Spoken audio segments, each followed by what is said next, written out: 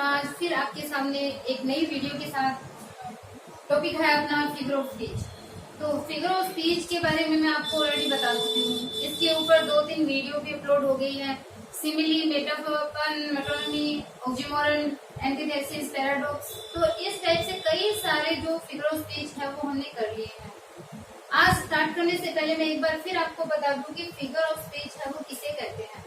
तो देखो, figure of speech क्या होता है, जब जैसे हिंदी के अंदर हम अलंकार बोलते हैं, अलंकार किस लिए काम आते हैं, हम जो बोलते हैं हमारा जो स्पीच है उसको डेकोरेट करने के लिए।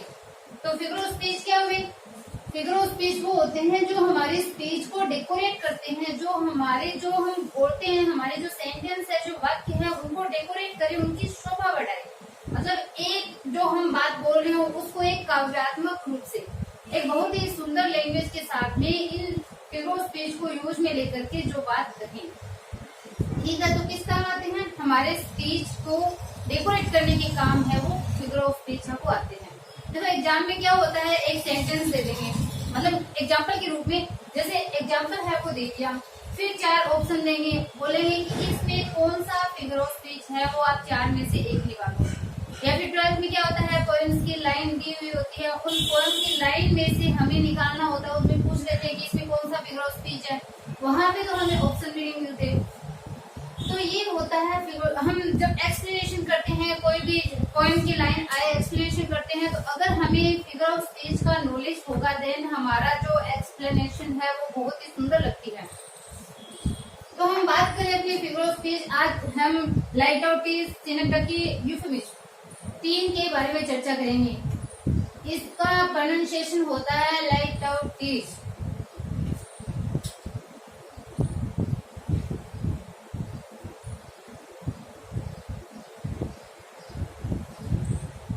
लाइट आउट टीज, ये इसका प्रोनाउंसिएशन फोनेटिक के अकॉर्डिंग बोला जाता है। फोनेटिक का टॉपिक करेंगे तब इसको हम डिटेल से पढ़ेंगे। तो ये जो लाइट आउट टीज है, इसको लाइट आउट टीज इस टाइप से हम नहीं बोलेंगे, ये होगा लाइट आउट टीज। तो इसकी डेफिनेशन के बारे में हम बात करते हैं। देखो, it is an understatement, it is an understatement in which A positive statement, ध्यान देना, is expressed in A negative way. तो ये एक अंडरस्टेटमेंट होता है इन विच, जिसके अंदर क्या होता है, एक जो पॉजिटिव स्टेटमेंट होती है, मीन्स अपनी जो पॉजिटिव बात होती है, जो हमारा सकारात्मक जो रवैया होता है, जो हमारी सकारात्मक बात होती है, उसको एक्सप्रेस किया जाता है, उसको व्यक्त किया जाता है। कैसे, इन ए नेगेटिव वे, एक नेगेटिव मैनर के साथ, एक नेगेटिव वे में एक पॉजिटिव स्टेटमेंट को एक्सप्रेस किया जाना ही लाइट आउट टीज है। मीन्स एक बात होती है, जैसे मैं बोलूँ आप बहुत बुद्धिमान हो, आप बहुत बुद्धिमान हो, एक नॉर्मल सी बात होगी, लेकिन अगर मैं उसमें बोलूं कि आप मूर्ख नहीं हो, मूर्ख नहीं हो मीन्स आप बुद्धिमान हो, तो यहाँ पे जब हमने एक पॉजिटिव बात को नेगेटिव वे में बोल दिया, या बोल सकते हैं 2 नेगेटिव सेंस को हमने यूज में ले लिया एक सेंटेंस में, तो वो पॉजिटिव हो जाता है। एग्जाम्पल के रूप में देखो, अगर हम एग्जाम्पल की बात करें, यही बात करते हैं, जैसे यू आर नॉट ए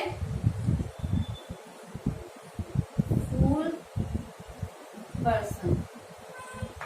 अगर हम एग्जाम्पल के, जो मैंने भी बोला कि आप बुद्धिमान हो तो आप मूर्ख नहीं हो, ये क्या है, अपना लाइट आउट टीज है। हम ये भी तो बोल सकते थे, you are a wise person, meaning या इसका जो सेंस है वो सेम रहता, लेकिन हमने क्या बोला, you are not a fool person, आप एक फूल पर्सन नहीं हो, आप मूर्ख नहीं हो, मीन्स आप क्या हो, आप बुद्धिमान हो। तो ये इस टाइप से एक पॉजिटिव बात को हम जो एक नेगेटिव वे में बोलते हैं उसको बोलते हैं लाइट आउट टीज। ये अपना फर्स्ट एग्जांपल। अगर हम सेकेंड एग्जांपल की बात करें,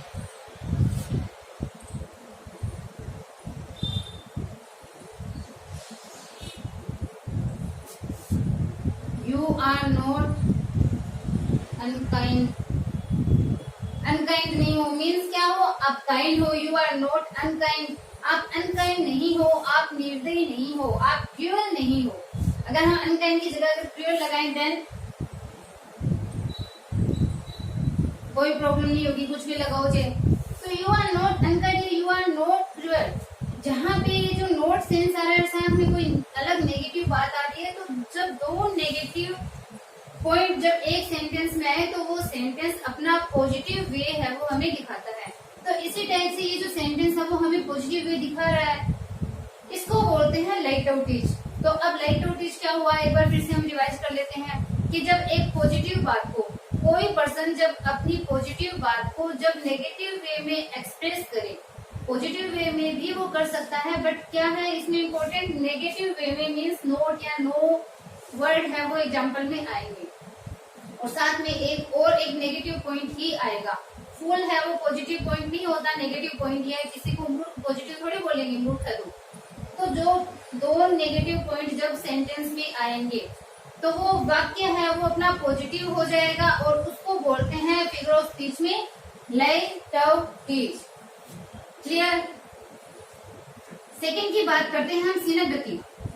सिनोक्टिव देखो, सिनोक्टिव होता है और एक मैंने मेटोनिमी आपको करवाया है, तो इसमें माइनर डिफरेंस सब होता है। मेटोनिमी से क्या होता है, जैसे हम किसी एक पद के लिए एक अलग से नाम हम फिक्स रखते हैं, जैसे फिल्म इंडस्ट्री है अपनी मुंबई के अंदर, उसको हम बॉलीवुड बोलते हैं। जैसे इंग्लिश फिल्म इंडस्ट्री है उसको हम बॉलीवुड बोलते हैं। और जैसे सोनिया गांधी का जो निवास स्थान उसको 10th राजपथ बोलते हैं। तो इस टाइप से जो होता है, जैसे राष्ट्रपति का भवन जैसे अमेरिका में है उसको व्हाइट हाउस बोलते हैं। तो ये जो चीज होती है वो तो होता है अपना मेटोनिमी।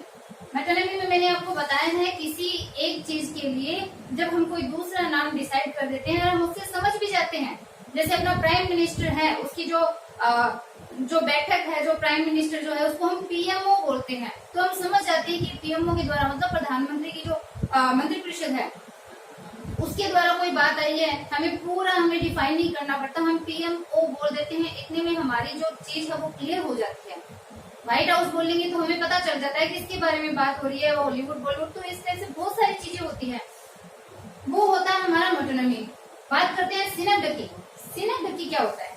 सिनोक्टिव जिसको जैसे मतलब कोई होल चीज है, कोई बहुत मतलब संपूर्ण चीज है जिसको हम एक पार्ट में बताएं, मतलब एक पार्ट का नाम पूरे होल को डिफाइन करे। पूरी होल जो चीज है, संपूर्ण जो चीज है, होलनेस जो संपूर्ण है, उसको हम एक पार्ट के रूप में बता दें और उस पार्ट से हमें समझ में आ जाएगा। जैसे इसका आप डेफिनेशन देखिए कि in this figure of speech, in this figure of speech, इस फिगर ऑफ स्पीच में क्या होता है, a part is, a part की बात करिए मैंने, a part is made to represent, कि a part is made to represent the whole, पूरे होल को रिप्रेजेंट करता है कौन? ए पार्ट, एक जो पार्ट है वो संपूर्ण को रिप्रेजेंट करता है। फॉर एग्जाम्पल आप देखिए,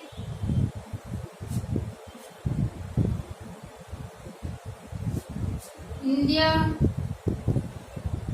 won by 4 विकेट। अब बात करें हमने India won by 4 wicket, India है वो 4 विकेट से जीत गया। इंडिया नहीं जीता, इंडियन की जो क्रिकेट टीम है, हमें समझ में आ गया कि हमने बोला कि 4 विकेट से जीता है। विकेट मतलब क्रिकेट टीम में होते हैं, तो जब 4 विकेट से इंडिया जीता है, इंडिया की कोई लड़ाई थोड़ी हो रही थी या इंडिया का कोई युद्ध थोड़ी हो रहा था, जीता कौन है? विकेट से जीता है। मींस हमारी जो इंडियन टीम है उसमें जो फिक्स जो मेंबर है इंडियन टीम में, इंडियन क्रिकेट टीम में जो मेंबर है वो अपना जो क्रिकेट हो रहा था, जो मैच हो रहा था, उसको उसने जीता है। कितने विकेट से? 4 विकेट से उसने जीता है।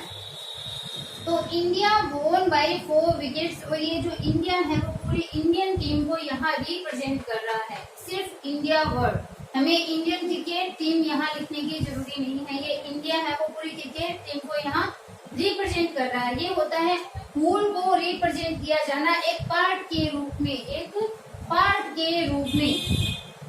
तो यहाँ आपको क्लियर हो रहा होगा। जैसे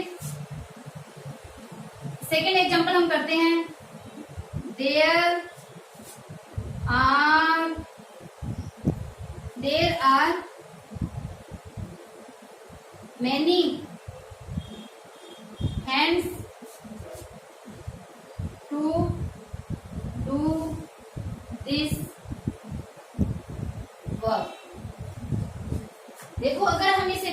बात करें, सीने डकी का जो एग्जाम्पल है, अगर हम इसकी बात करें, देखो देयर आर मैनी हैंड्स। अगर आपको यहाँ पे दिखाई नहीं दे रहा, वीडियो क्वालिटी आप 480 पे करके देखिए, एकदम क्लियर दिखेगा ये। और यहाँ पे जगह कम है, लेकिन फिर भी मैंने एकदम क्लियरली इसको लिखा है।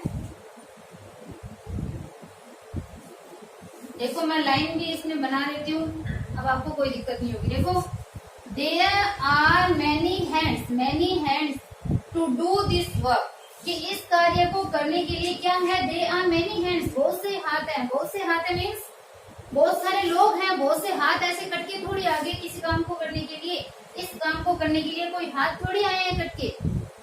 लेकिन क्या बता रहा है ये, देयर आर मेनी हैंड्स, वहां पे बहुत सारे हाथ हैं। किस काम के लिए, उस काम को करने के लिए बहुत से हाथ हैं, मीन्स बहुत से लोग हैं उस काम को करने के लिए। मैनी जो हैंड्स है वो मैनी वर्कर्स को यहाँ रिप्रेजेंट कर रहा है। किसको, जो मैनी वर्कर्स हैं, जो बहुत सारे काम करने वाले हैं, उसको रिप्रेजेंट कर रहा है मैनी हैंड्स। तो ये जो सिनेटकी है वो आपका आई होप क्लियर हो गया। और एग्जाम में मैं बता दूं आपको, सेकंड ग्रेड में, फर्स्ट ग्रेड में ये जो चीजें हैं वो यूफेमिज्म, सिनेटकी, इनसे क्वेश्चन है वो आते ही आते हैं। सिनेटकी में से क्वेश्चन आता है। तो अगर आपको एग्जाम की प्रिपरेशन करनी है तो आप उसको इस टाइप से करिए कि आपके जो ये फिगर ऑफ स्पीच है, टर्म्स वगैरह हैं, तो ये चीज आपका टॉपिक है वो पूरा क्लियर हो जाए। कंसेप्ट आपका क्लियर होना बहुत जरूरी है। अगर इसमें अगर आपने नॉर्मल जो चीज है वो अगर आपने सीख ली कि लाइट आउटेज क्या होता है, जिसमें पॉजिटिव बात को नेगेटिव में बताया जाए, बस आपको एग्जांपल दिखना चाहिए, ऑटोमेटिकली आपके माइंड में आ जाएगा कि ये तो पॉजिटिव चीज को ऐसे बता रहा है। सिनेटकी मतलब पूरी वूल के लिए एक पार्ट आ जाए।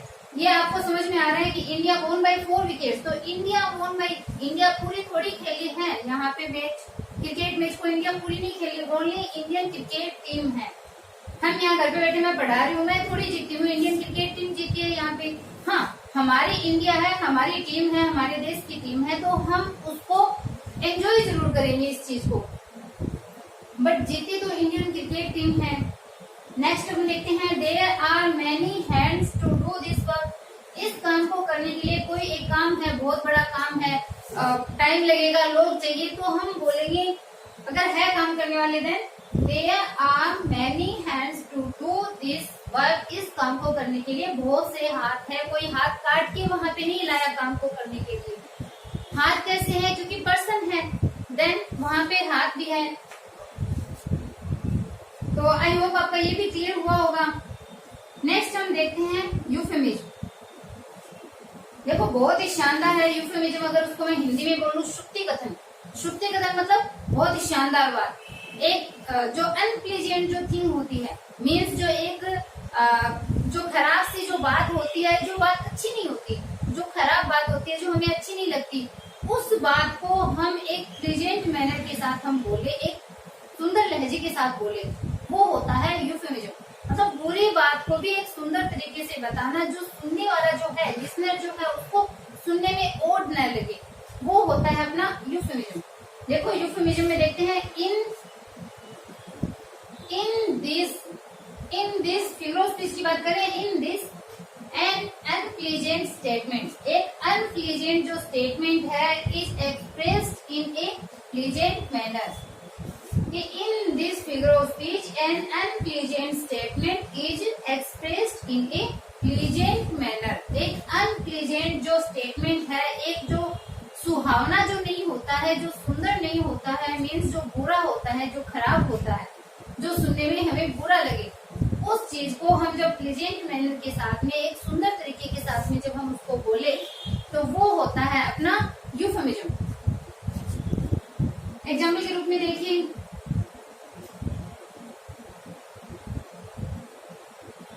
Saroj Khan passed away yesterday। आपको पता ही है सरोज खान है, उनका कल निधन हो गया, स्वर्गवास हो गया, डेथ हो गई, जो कि एक बहुत ही फेमस कोरियोग्राफर रही है। लगभग पूरा इंडिया उनको जानता है। तो कल उनकी डेथ हुई है, तो अगर हम उनकी बोले कि वो डाइड, यहाँ पे अगर हम ये जो पास वर्ड है वो डाइड को यहाँ शो कर रहा है। अगर हम डाइट बोले थोड़ा अजीब लगेगा कि मर गई, डाइट हुई, डेथ हो गई। अब उसी को अगर हम पास्ट अवे बोले देन क्या होगा? अगर हम गोन विद फ्लैश बोले या फिर हम पास्ट अवे बोले, तो ये जो पास्ट अवे है, Saroj Khan passed away yesterday, उनकी ये पास्ट अवे है, यहाँ पे डेथ को शो कर रहा है, लेकिन सुनने वाले को क्या है? सुनने वाले को थोड़ा ठीक लग रहा है, इतना ओड नहीं लग रहा है। यहाँ पे अगर हम डाइट बोले देन वो थोड़ा सा ओड लगेगा, थोड़ा अजीब लगेगा। बोलने को हम बोलते हैं, बट एक्सपायर बोले, डेथ बोले, डेथ बोले, डाइट बोले तो बुरा लगता है। थोड़ा पास्ट अवे बोले तो ये जो लाइन है वो भी सुंदर लग रही है, मीनिंग सेम आ रहा है। जिसकी डेथ हो गई वो तो हो ही गया, क्या उसमें सुंदर क्या, और जो बुरी है वो बुरी चीज है, बट सुनने वाले को इतना ओड न लगे, इसके लिए हम थोड़ा दूसरे वर्ड को इसमें यूज में ले लेते हैं।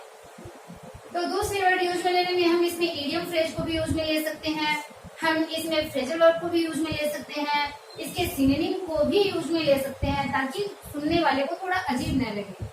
सेकेंड देखो,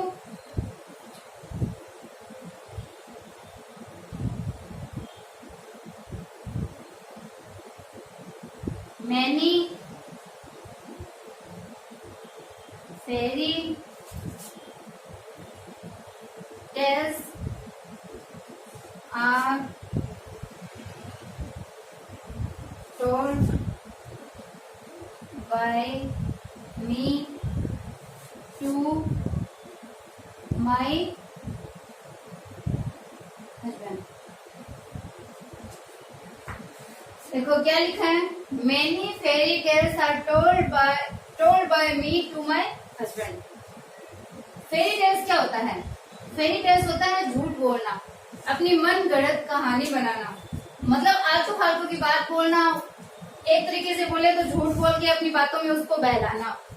तो मैंने क्या लिखा, many fairy tales are told by me, मेरे द्वारा बहुत सी फेरी टेल है वो बोली गई है, बताई है मैंने, किसको? To my husband. तो many fairy tales are told by, ये आर के साथ थर्ड फॉर्म क्यों आई है? पैसिव वॉइस की वजह से। हम पैसिव वॉइस की अगर बात करें, पैसिव वॉइस में एमवी थर्ड आती है हमेशा, तो यहाँ पे आपको कंफ्यूज नहीं होना कि आर के साथ तो आईएनजी फॉर्म आती है, यहाँ आर के साथ में थर्ड फॉर्म आई है पैसिव वॉइस के कारण।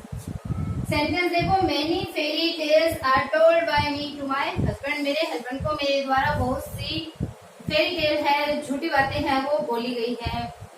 मैं मेरे लिए नहीं बोल रही यहाँ पे, मैं बोल रही हूँ कि सभी बोलते हैं। कोई भी शायद एक ऐसी लेडी हो जो अपने हस्बैंड को सारी बातें एकदम क्लियरली ट्रूथ सारी चीजें बताए, तो ट्रूथ कोई नहीं होता। तो यहाँ पे क्या है, ये जो फेरी टेल्स है, अगर यहाँ पे मैंने लाइज वर्ड यूज में लिया होता, अगर मैंने झूठ के लिए कोई चीज बोला होता, बुरा लगता। अगर लाइज यहाँ पे मैं लिखती देन थोड़ा सा सुनने वाले को, बताने वाले को, हर एक को थोड़ा अजीब लगता है, ओड लगता है। देन मैंने फेरी टेल को यहाँ पे यूज में, फेरी टेल जो परियों की कहानी, और परियों की कहानी कौन सी होती है? झूठी होती है। परियों की कहानी सच्ची थोड़ी होती है। हमारी दादी नानी हमें स्टोरी सुनाती थी बचपन में, तो वो स्टोरी सच नहीं होती थी, वो अपने आप से अपने माइंड में जोड़ के बनाई हुई होती थी। तो जोड़ के बनाना मतलब जो झूठी बातें हैं, अपने मन गढ़ंत जो बातें हैं, तो वही चीज बताई है कि many fairy tales are told by me to my husband, मेरे द्वारा मेरे हस्बैंड को बहुत सी झूठी बातें हैं वो बताई गई हैं। तो ये होता है अपना यूफेमिज्म। तो आई होप आपकी ये जो तीनों चीज है वो क्लियर हो गई होगी। एक बार फिर से मैं आपको बता दूं, यहाँ पे कंसेप्ट क्लियर होना बहुत जरूरी है। अगर आपने last video figure of speech पे नहीं देखे, देन आप प्ले लिस्ट में जाकर के फिगर ऑफ स्पीच की सारी वीडियोस देख लीजिए, क्योंकि 100% बोल सकती हूँ फर्स्ट ग्रेड, सेकेंड ग्रेड और रीट में इन फिगर ऑफ स्पीच से अलग एक भी पॉइंट नहीं आएगा। इनमें से एग्जाम में आपको 100% मिल जाएंगे। बस कंसेप्ट क्लियर होना आपके लिए बहुत जरूरी है। कंसेप्ट क्लियर होना चाहिए। लाइट और ट्विस्ट, तो लाइट और ट्विस्ट क्या होता है, जिसमें हम एक पॉजिटिव स्टेटमेंट को, एक पॉजिटिव बात को, एक सकारात्मक बात को हम नेगेटिव के साथ में यूज में ले, नेगेटिव वे में हम बताएं विद नोट या नो। तो ध्यान रखना है, नोट या नो कन्फर्म इस लाइट और ट्विस्ट में आएगा, और साथ में एक दूसरी बात भी आएगी। कौन सी? नेगेटिव पॉइंट है वो दूसरा भी आएगा। दो नेगेटिव मिलते ही जो सेंटेंस है अपना पॉजिटिव एक्सप्रेशन देता है। सेकेंड हम बात करें सिनेक्ट की, तो सिनेक्ट में क्या होता है, वूल के लिए एक पार्ट को हम काम में लेते हैं, संपूर्ण वूल के लिए हम एक पार्ट को बताते हैं। जैसे मैंने आपको बताया इंडिया वोन बाय 4 विकेट्स, ये जो इंडिया है पूरी इंडियन टीम को यहाँ रिप्रेजेंट कर रही है। There are many hands to do this work, तो ये जो मेनी हैंड्स है ये भी यहाँ पे बहुत सारे लोगों को यहाँ पे शो कर रहा है, यहाँ पे बहुत सारे लोगों को रिप्रेजेंट कर रहा है, रेफर कर रहा है, हमें बता रहा है। थर्ड हम बात करें यूफेमिज्म, सूक्ति कथन, एक बुरी बात को जब हम एक अच्छे तरीके के साथ में, अच्छे लहजे के साथ में, सुंदर तरीके से जब हम एक बुरी बात को, खराब बात को शो करते हैं, रिप्रेजेंट करते हैं, बताते हैं, एक्सप्रेस करते हैं, देन उसको यूफेमिज्म कहते हैं। Saroj Khan passed away yesterday, इसका एग्जांपल है। सेकेंड एग्जांपल इसका, many fairy tales are told by me to my husband. I hope आपका फिगर ऑफ स्पीच को लेकर के ये जो टॉपिक है, ये जो मैं बोल सकती हूँ इसको कंसेप्ट, क्योंकि मोस्टली अपने जो इम्पोर्टेंट फिगर ऑफ स्पीच है वो कंप्लीट हो गए हैं। ऐसे तो बहुत सारे हैं, कितने भी करो, लेकिन जो मोस्टली एग्जाम में जो आने वाले हैं, जो बार बार एग्जाम में पूछे जाते हैं, उन सबको हमने कर लिया। स्टाइल आयरनी बाकी रहे हैं, वो भी हम साथ में करेंगे। माइनर डिफरेंस इसमें होता है, दोनों को साथ में लेके चलेंगे, क्योंकि स्टाइल लास्ट ईयर स्टाइल में से फर्स्ट ग्रेड में एक क्वेश्चन पूछा गया था, पूछा जाता है, आयरनी और स्टाइल में से भी पूछा जाता है, वो भी हम कंप्लीट करेंगे। यहाँ पे ये चीज जो मैंने आज करवाई है आपको शायद कम्प्लीटली आपको समझ में आ गई। मैंने तो बहुत ही इजी वे में आपको बताने की कोशिश करी है। अगर आपको समझ में आया है देन जरूर कमेंट बॉक्स में आप कमेंट करके मुझे बताइए। और अगर वीडियो आपको पसंद आ रही है देन इसको लाइक सब्सक्राइब करना बिल्कुल भी ना भूलें। इसको ज्यादा से ज्यादा अपने फ्रेंड्स के पास आप शेयर कीजिए। नेक्स्ट वीडियो हम आगे करते हैं अगले सेशन में। बाय।